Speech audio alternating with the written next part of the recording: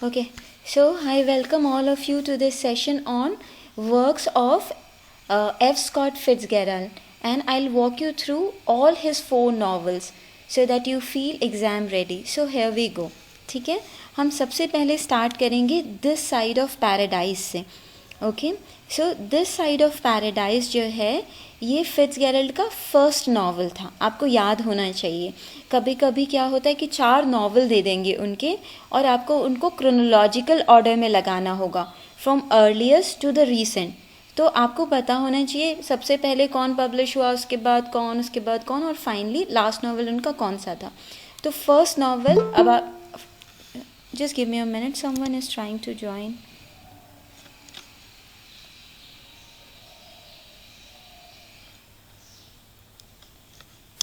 Okay, तो अब आपको पता होना चाहिए कि उनका जो पहला नावल था that was this side of paradise. ठीक है, कौन से ईयर में पब्लिश हुआ था ये आपको याद रखना है.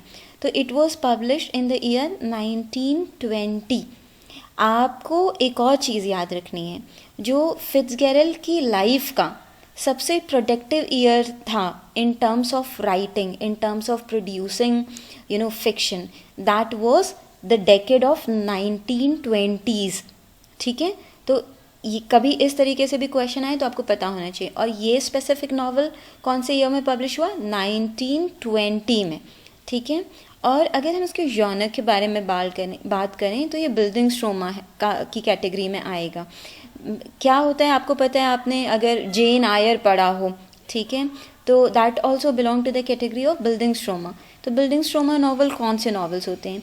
ये वो नावल होते हैं जो अपने सेंट्रल कैरेक्टर, उस नावल के हीरो या हीरोइन की ग्रोथ को ट्रेस करते हैं, ग्रोथ को डिपिक्ट करते हैं उस पूरे नावल में. तो जब आप उस नावल के हीरो या हीरोइन से मिलते हैं in the first few chapters of the novel, तो वहाँ पर वो बहुत इनिशियल स्टेज पे होता है. और जब फाइनल चैप्टर में मिलते हैं नावल के, तो वो उनकी बायोलॉजिकल ग्रोथ तो हुई होती है इन टर्म्स ऑफ एज, उनकी साइकोलॉजिकल ग्रोथ भी हुई होती है. वो ज़्यादा मैच्योर हो गए होते हैं, वो और लाइफ एक्सपीरियंसेस गेन कर लेते हैं. ठीक है, तो बिल्डिंग्सट्रोमा नावल वो नावल होते हैं जो उनके प्रोटैगनिस्ट, उनके मेन कैरेक्टर की ग्रोथ को ट्रेस करते हैं, दिखाते हैं. तो ये एक बिल्डिंग्सट्रोमा नावल है. और आपको ये भी पता होना चाहिए कि ये वर्ड कहाँ से आया है, क्या मीनिंग है. तो बिल्डिंग्सट्रोमा जो है that comes from a German word bilden, जिसका मतलब होता है एजुकेशन. ठीक है, और रोमा दैट इज़ नॉवल. ठीक है, तो एजुकेशन का मतलब यहाँ पर क्या है कि कैरेक्टर की ग्रोथ के साथ आप इक्वेट कर सकते हैं. तो वो नॉवल जिसमें कैरेक्टर की ग्रोथ होती है, they get more educated. But educated का मतलब ये नहीं है कि 3 आवर्स सीख लेते हैं. They get more educated means they get more mature, right. They gain the experiences of life, they develop psychologically. ठीक है, तो ये इस कैटेगरी से बिलोंग करता है. इसके अलावा दिस साइड ऑफ पैराडाइज जो है ये एक बायोग्राफिकल नावल भी है. ठीक है, तो फिट्जगेरल्ड के जितने भी आप नावल देखेंगे उनका सब्जेक्ट मैटर जो है वो उनकी लाइफ से ही लिया गया है. तो एक तरीके से हम कह सकते हैं कि उनके सारे ही नावल्स में बायोग्राफिकल एलिमेंट्स हैं. ठीक है, और दिस साइड ऑफ पैराडाइज तो कम्प्लीटली बायोग्राफिकल है, उनके लाइफ इवेंट्स को ही डेवलप करता है.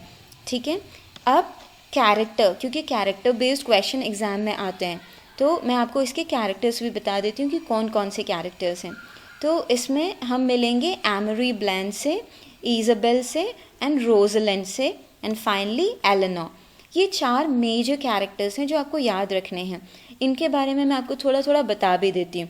ठीक है, फिर आप इसको रिवाइज कर लेंगे. सबसे पहले हम एमरी कौन है.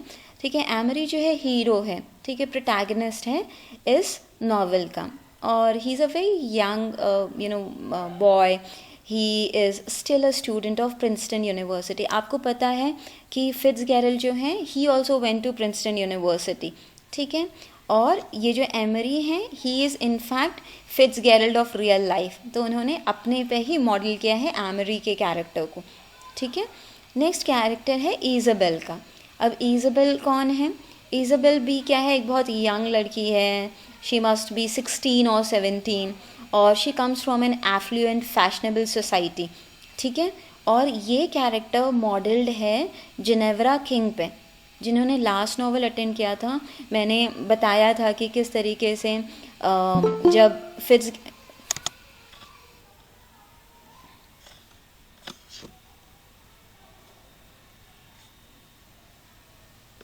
Okay, so in my last lecture I told you how when Fitzgerald was a student of Princeton University, he went back to his hometown, St. Paul in Minnesota, and he met Ginevra and he fell in love with her. She reciprocated the affection and the love story started brewing, right? But she was quite flirtatious and she came from a very affluent family. So her parents, they discouraged this relation, and as a result they had a fallout. They broke up and Ginevra, she married someone else, and Emery could never get over her completely. I mean, sorry, Fitzgerald could never got over her completely. तो उसी episode को अपनी life के Fitzgerald ने एक fictional stroke दिया है इस नॉवल में, ठीक है। तो इज़ाबेल का जो कैरेक्टर है वो मॉडल किया है उनकी फर्स्ट लव, ठीक है, जिनेवरा पे, ओके। एंड फिर एक और फीमेल कैरेक्टर हमें इस नॉवल में मिलता है जिनका नाम है रोजलिंड, ठीक है। अब रोजलिंड का कैरेक्टर फिट्जगेरल्ड की वाइफ पे मॉडल है, ठीक है, जेल्डा फिट्जगेरल्ड पे। अभी तक आप लोग जेल्डा के कैरेक्टर को समझ ही चुके होंगे। मैंने बताया था कि she was self obsessed, right. She wanted to live a certain way, she came from an affluent family, और उनका एक सर्टन वे ऑफ लाइफ था, वो स्टेटस को वो मेंटेन करना चाहती थी। And she was very selfish, self-centered as well. So she hardly cared about emotions of Fitzgerald. All she wanted was for him to provide for her, to take care of her emotionally, of her this extravagant way of life. ठीक है, तो उसी पर based है Rosalind का character, ठीक है। अब प्लॉट आप समझ चुके होंगे। मैंने आपको लास्ट क्लास में बताया था जब मैं आपको फिट्जगेरल्ड और जिनेवरा एंड जेल्डा का रिलेशनशिप समझा रही थी कि that emery he fail in love with Isabel, ठीक है। Isabel she had she reciprocated the relation, the affection. They went out, they had a good relationship, and finally Isabel, she started showing interest in other boys as well, and they had a breakup, ठीक है।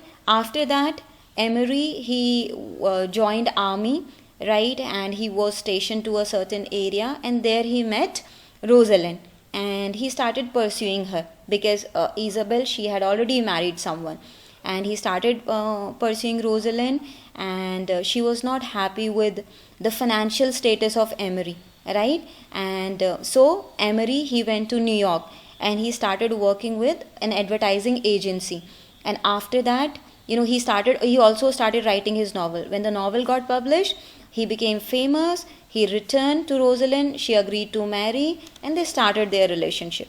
इस तरीके का ये novel का plot है, बिल्कुल exactly Fitzgerald के लाइफ से एज इट इज़ लिया हुआ, ठीक है। और फिर क्या होता है, इनिशियल ईयर्स में तो मैरिज के they go out, they have wild parties, they are the really happening couple, right. But उसके बाद में क्या होता है कि their relationship starts falling apart, okay, and Rosalind की जो psychological mental health है it start deteriorating, and Emery he also starts drinking a lot, right. और इसी बीच में dissatisfied relationship में Emery he start falling for an 18-year-old young girl Eleanor, right, जो Amory से infatuated हो जाती है, और एमरी को लगता है that I am also attracted to him, but this girl, ठीक है, शी कमिट सुसाइड। और जब वो सुसाइड कमिट करती है तो एमरी को बहुत कुछ फील नहीं होता उसके लिए, और फिर उसको रियलाइज़ होता है कि ओ आई नेवर लव्ड हर, ठीक है। तो किस तरीके से जैज़ एज में रिलेशनशिप कितने फ्रेजाइल थे, कितने सुपरफिशियल थे, वो ये नावल बहुत ब्यूटिफुली डिपिक्ट करता है। ये द लॉस्ट जनरेशन का, ना लॉस्ट जनरेशन के जो यूथ है उसको ना अपनी लाइफ का पर्पस पता है, ना उसे ये पता है कि उसे रिलेशनशिप से क्या चाहिए, ना वो अपनी वेल्थ संभाल सकते हैं। तो इसका क्लियर एग्जाम्पल है ये जो 3 character this side of paradise में पोर्ट्रे किए हैं फिट्जगेरल्ड ने। तो इस थीम को समझते हुए आपको पता चल गया कि किस तरीके से ये वर्क एक रिप्रेजेंटेटिव वर्क है जैज़ एज का भी और द लॉस्ट जनरेशन का भी। जैज़ एज इसलिए भी बोलते हैं क्योंकि 1920s का जो यूथ था उसका प्री ऑक्यूपेशन किस चीज़ से था? उसका प्री ऑक्यूपेशन था जैज़ म्यूज़िक से, dance, party, right, drinking alcohol and trying to live a very indulgent life. तो वही लाइफ इसमें डिपिक्ट की है और उसके रिपरकशंस डिपिक्ट किए हैं। एंडिंग नॉवल की क्या है? एंडिंग नॉवल इन लाइन के साथ होता है कि I know my self and that is all. ऐसे करके जो मेन कैरेक्टर है एमरी, वो ये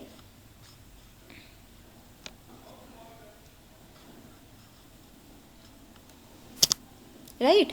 तो the novel ends with these lines spoken by emery that I know my self and that is all. Okay, तो यहाँ पर मैंने आपको पूरी समरी दे दी है द साइड ऑफ पैराडाइज की।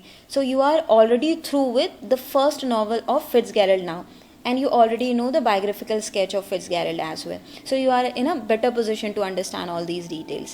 Now let's move on to his second novel, right? Beautiful and the Damned.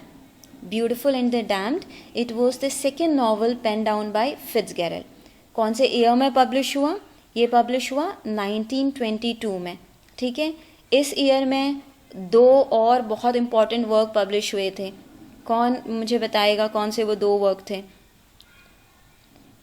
One is Wasteland, T.S. Eliot's Yes, Wasteland. and which was the second one?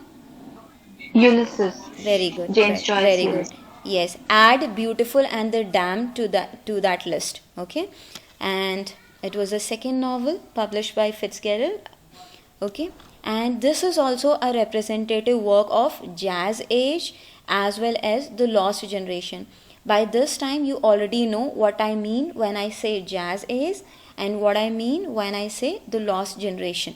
ठीक है, अगर आपको 4 work दे दिए जाएं कि चार work option में दे दिए जाएं और पूछा जाए कि which of the following work is a representative work of the lost generation, और अगर ऑप्शन में ब्यूटीफुल एंड द डैम्ड है तो you will opt for that. ठीक है, नेक्स्ट है कि अब इसका जो है थीम क्या है, ठीक है, क्या ये डिपिक्ट करता है। तो इसमें अमेरिकन एलीट की लाइफस्टाइल को डिपिक्ट किया है और उस लाइफस्टाइल के उस रिलेशनशिप की कॉम्प्लेक्सिटीज़ को प्रेजेंट करता है ये the lost generation novel. Okay, and you know I'll introduce you to the plot as well and you'll be able to see for yourself. And ये चीज़ भी याद रखिएगा कि जो ये नॉवल है ये लूजली बेस्ड है फिट्जगेरल्ड के अर्ली मैरिड ईयर्स पे। मैंने बताया था ना कि their early married years they were wild, they used to go out a lot, they used to party and in the eyes of the public they were really hip couple, but you know behind the curtains the relationship was strained.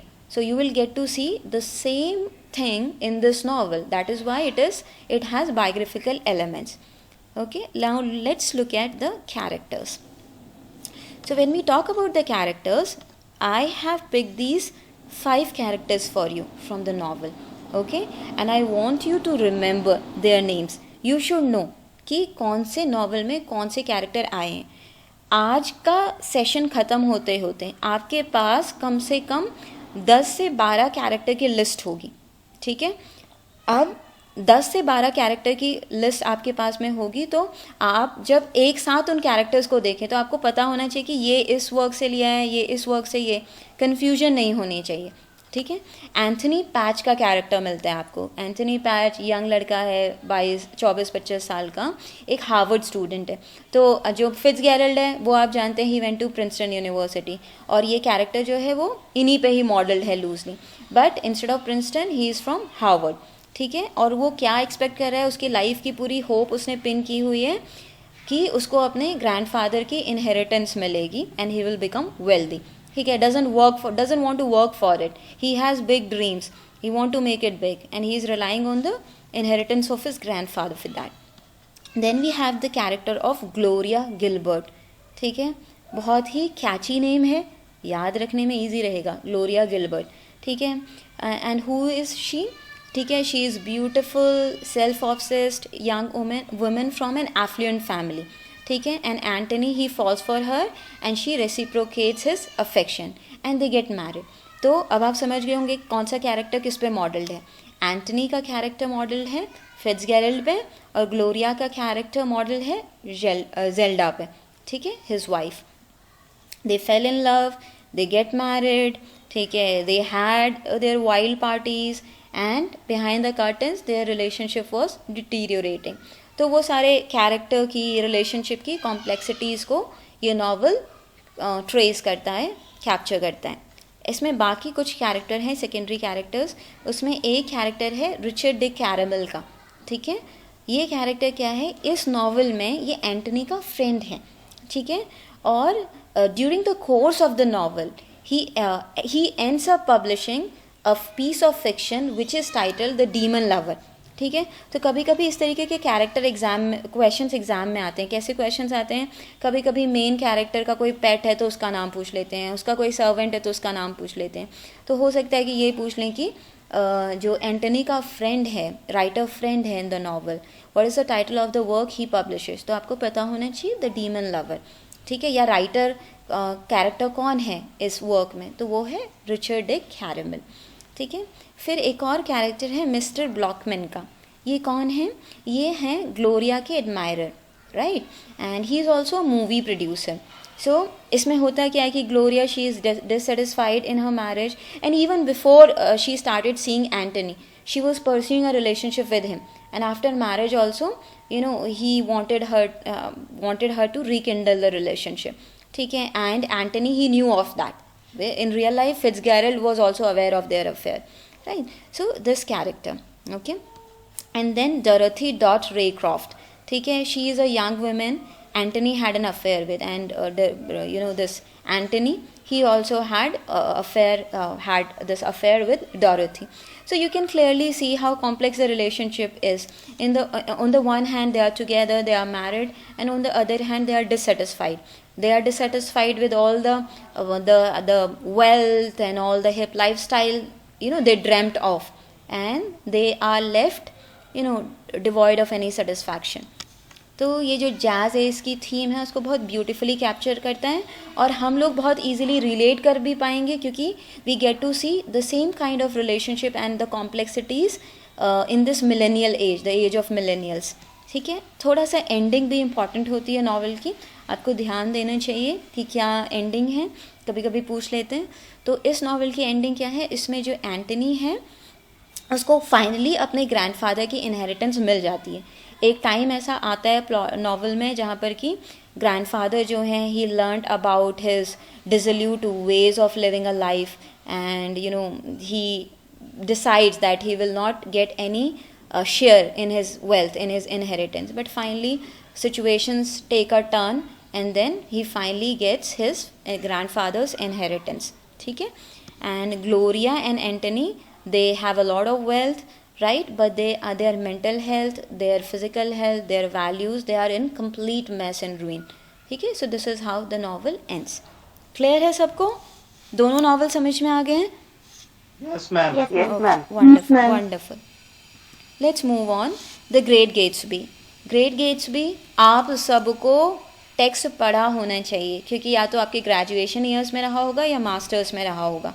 ठीक है, और अगर आपने नहीं पढ़ा है तो मैं क्या बोलूँ, I mean this is a classic novel. अगर अभी तक भी नहीं पढ़ा है, get hold of it and start reading. ठीक है, एग्ज़ाम आने तक ख़त्म भी कर लेंगे आप लोग.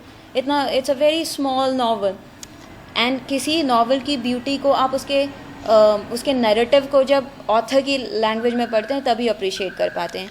एनीवे, क्योंकि इम्पॉर्टेंट है तो मैं इसको क्विकली कवर करूँगी आप लोगों के लिए. पब्लिश हुआ 1925 में, याद रखिएगा. एक हमने पढ़ा 1920, एक पढ़ा 1922, and this classic masterpiece it was published in 1925.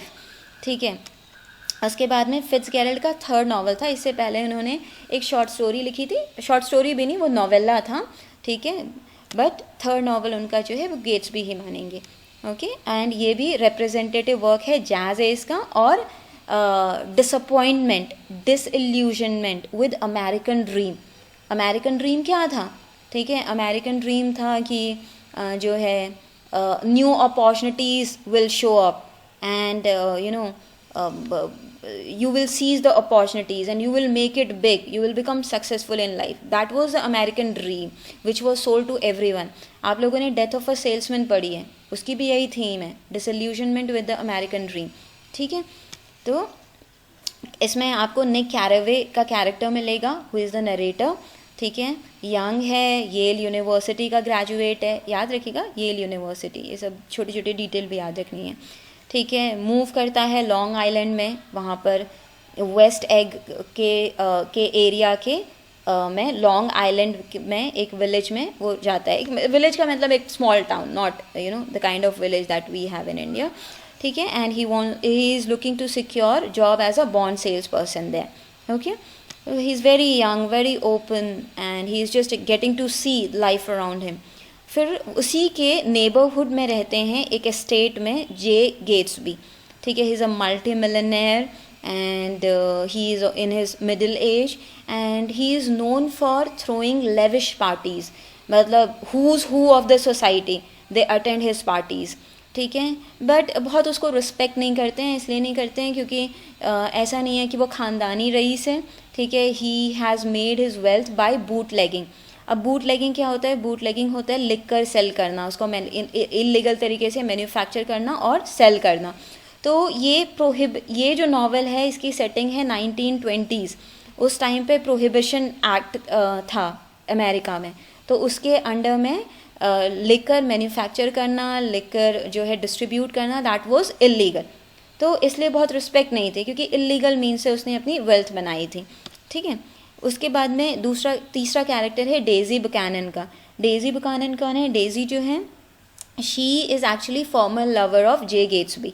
Okay, and they both loved each other but J he was in rich and that is why he married a better prospect who could really give her the lifestyle she wanted. So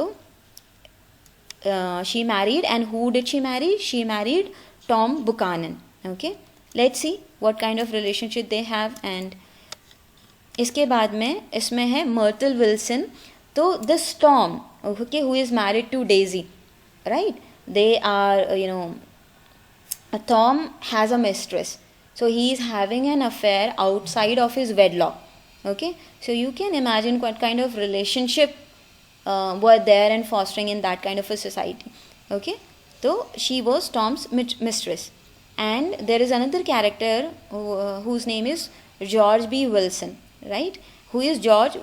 He is usually referred to by his first name, George. Okay, he is Myrtle's husband.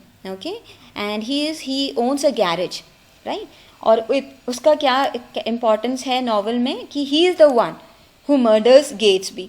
ठीक है, होता क्या है कि जैसे आप जब इसका प्लॉट पढ़ेंगे भी तो आप देखेंगे कि किस तरीके से टॉम जो है Tom and Myrtle they met and they started, they wanted to they just wanted to spend some time together, right? And they had a heated argument and Tom was leaving from there.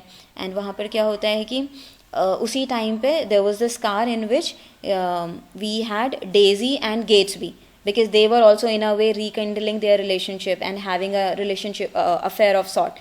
तो Gatesby and Daisy, they were driving, and Daisy was the one who was driving, right? And accidentally क्या होता है कि Myrtle जो होती है she came under the car and she dies. ठीक है, बाद में डेजी जो होती है वो बताती है टॉम को. फिर जो है जो जे है, because he really loves Daisy, so he is ready to take the blame on himself. ठीक है, और जब जॉर्ज को लगता है, वो गलत अज्यूम करता है कि it's Gatsby who killed mortal, so he goes to his estate and he shot him down. And after shooting Jay down, what he does is he commits suicide himself, right? And एक और character है Jordan baker का. ठीक है, ये भी एक real life character से लिया गया है, who was actually Ginevra's friend. Okay, तो ये इसमें गोल्फर है, she plays golf and she is also Nick's girlfriend. And she tells Nick about Daisy and how at one time Gatesby and Daisy, they were in love, and how Daisy married someone else, right? So she has all this information with her, which she shares with the narrator of the novel, which is Nick Carraway, right? So we learn a lot about Gatesby's and Daisy's relationship through Jordan, right? So these are the characters. Just give me a minute, please.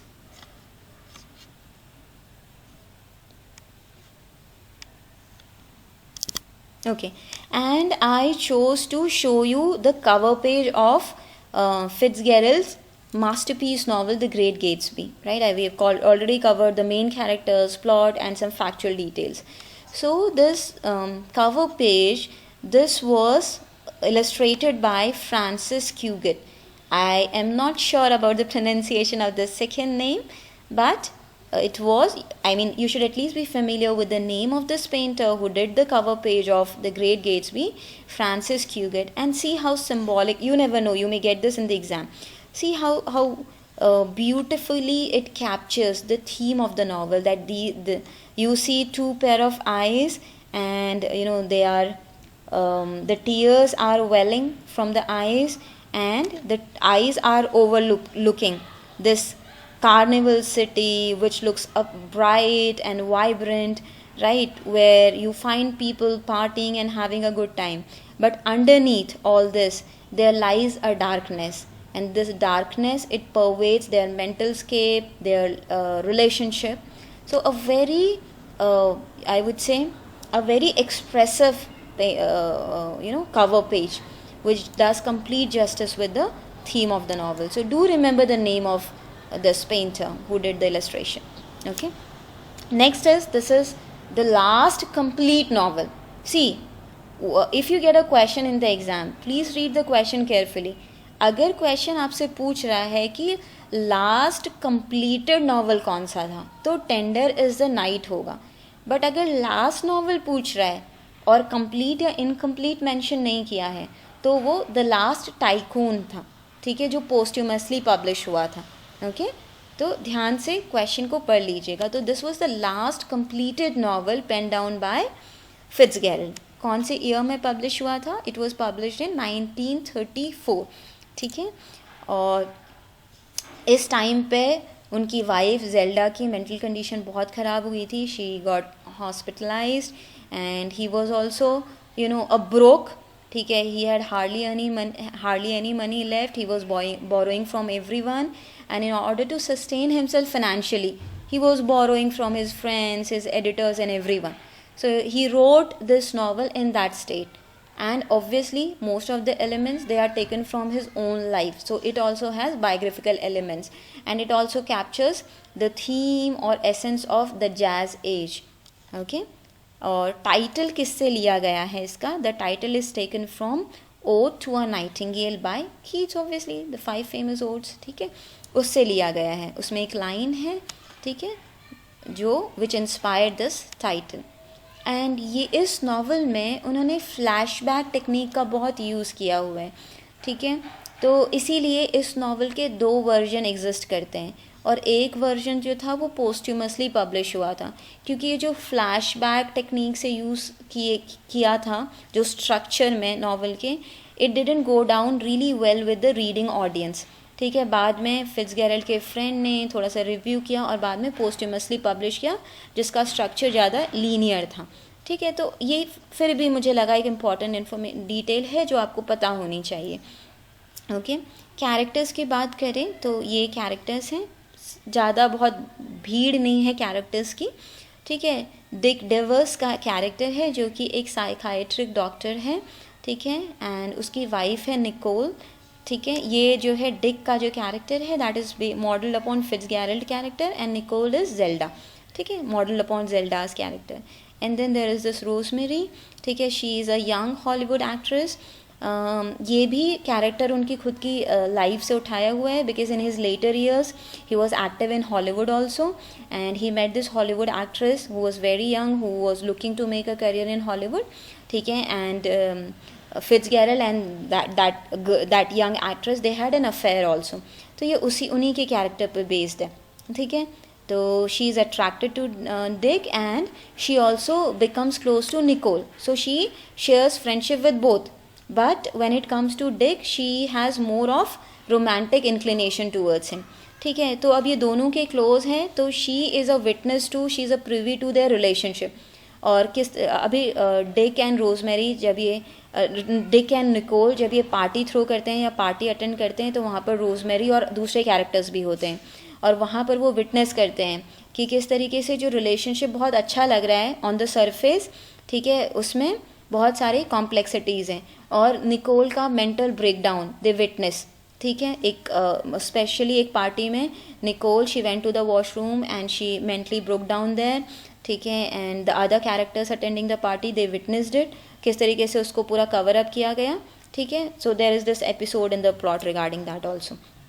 तो ये late years जो हैं फिट्ज़गेरल्ड के life से, उससे inspired है. मैंने आपको अभी बताया है कि किस तरीके से जेल्डा की मेंटल हेल्थ बहुत डिटीरियोरेट हो गई थी. Dick he was dissatisfied in the marriage.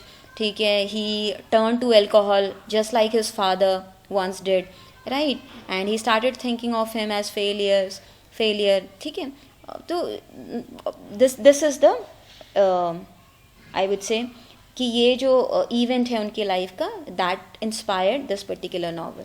And अगर हम एंडिंग की बात करें नावल की, तो उसमें surprisingly Nicole divorces Dick. Real life में ऐसा नहीं हुआ था फिट्ज़गेरल्ड की, although they had their own share of affairs, but they kept the relationship intact. But इसमें निकोल जो है she divorces Dick and she marries her lover Tommy Barban. ठीक है, and this is how it ends.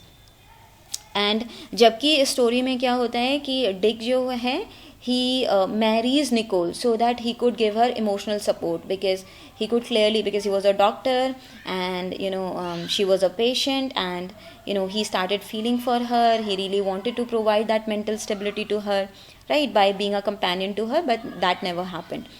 Okay, so now you have learnt about the ending, and you know the main characters, and you know the other details as well. Okay, so with this we have covered 4 novels of Fitzgerald. And when it comes to the last novel, which was the unfinished one, I didn't consider it that important, so I have not included it. But my suggestion is, please read the basic summary of the last Tycoon once. Please do that today itself. That brings me to the end, and I have 2 questions for you here. So let me read out the question and you will answer this for me. So, Fitzgerald's Tender is the Night takes its title from which of the following work? Yes. Very good. I hope it does not require any revision. In case you get it, if tomorrow is your exam and you get this question, you will do it right. Okay. Next is who. Now this is not from today's topic, neither from the topic of the previous class. It's from a topic which we have covered in these classes. That is William Faulkner. Now tell me, who among the following has worked on the novels of William Faulkner? T.S. Eliot. Sorry, didn't get your. Who is that critic? Ma'am, T.S. Eliot, I think. No, it's not T.S. Eliot. See,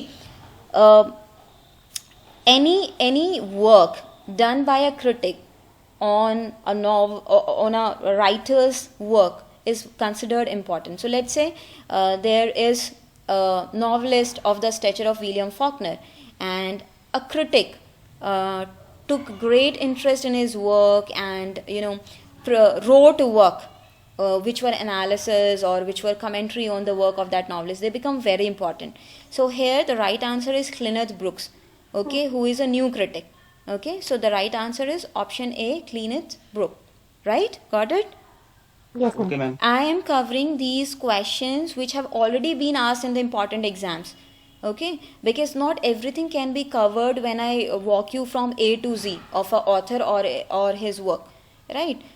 So these questions, they are wonderful tools for learning those aspects of the I would say those aspects of a writer's work which we couldn't cover during this session, right? So I'll keep doing it in my other session also, so please make it a point to remember this. Okay, which critic has worked on novels of William Faulkner? The right answer is the new critic, Cleaneth Brooks. Okay, got it?